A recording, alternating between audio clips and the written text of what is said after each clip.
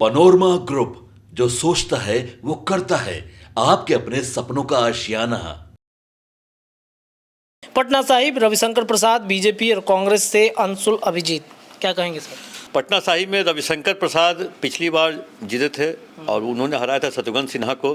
कांग्रेस के थे उस समय वो कैंडिडेट। 3,22,849 वोट से रविशंकर प्रसाद जीते थे और इस बार तो रविशंकर प्रसाद को समझिए जो एक तरह से केक वॉक मिल गया है जो कैंडिडेट कांग्रेस ने दिया है।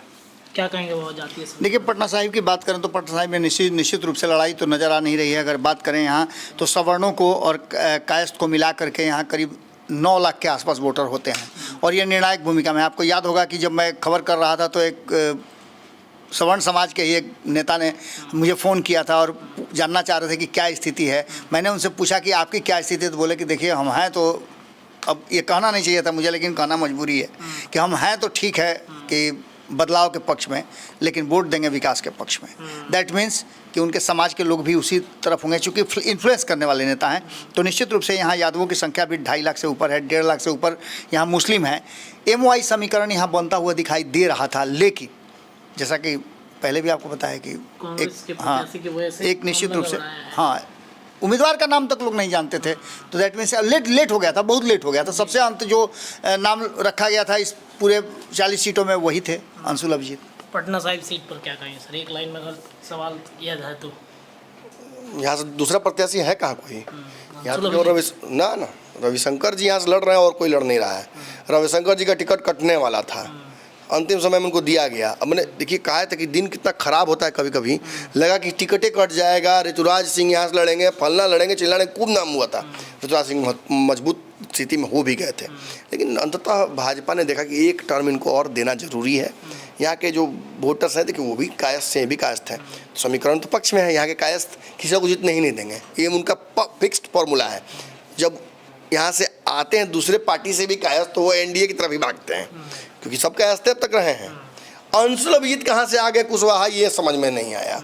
कुशवाहा राजनीति इतनी मजबूत हो गई, स्टॉक इतना मजबूत हो गया रातों रात कि ढेला पर वही बोल रहे कुशवाहा लिख के रख दिया गया। वहाँ भी सोचा गया कि जीत जाएंगे, तो अच्छी बात है। कुशवाहा राजनीति का मैं बड़ा सपोर्टर हूँ, शुरू से आप जानते हैं, तो मुझे अच्छा लग रहा है। लेकिन मजबूत कुशवाहा को मिलता तो बात अलग होती। यहाँ पर नो लड़ाई, सीधी जीत। दूसरा प्रत्याशी कौन, मैं अभी भूल गया हूँ, अभी बोल रहा था जिनका नाम मैं भुला गया, क्या नाम उनका? अंशुल अभिजीत है। अंशुल अभिजीत कुशवाहा है जी। सबसे बड़ी बात है कि जो ये चुनाव शुरू हुआ था उसमें भी आपको नजर आया होगा कि कायस्थों के बीच में आपस में ही लड़ाई थी, कोई सीट पर कौन आएगा। नमन जी जैसा बता रहे थे, तो इसमें एक शख्स का नाम इसमें लेना बहुत जरूरी है जो स्टार्ट भी किए और लास्ट भी किए, रणवीर नंदन। उन्होंने स्टार्ट भी किया था इस समाज को एकजुट करना। नाम ले ही तो बताते हैं। यहाँ नितिन नवीन का नाम चल रहा था कि छत्तीसगढ़ में प्रभारी बन के जीत गए थे, जिता के आए हैं तो उनको मिलना चाहिए यहाँ का गिफ्ट मिलेगा।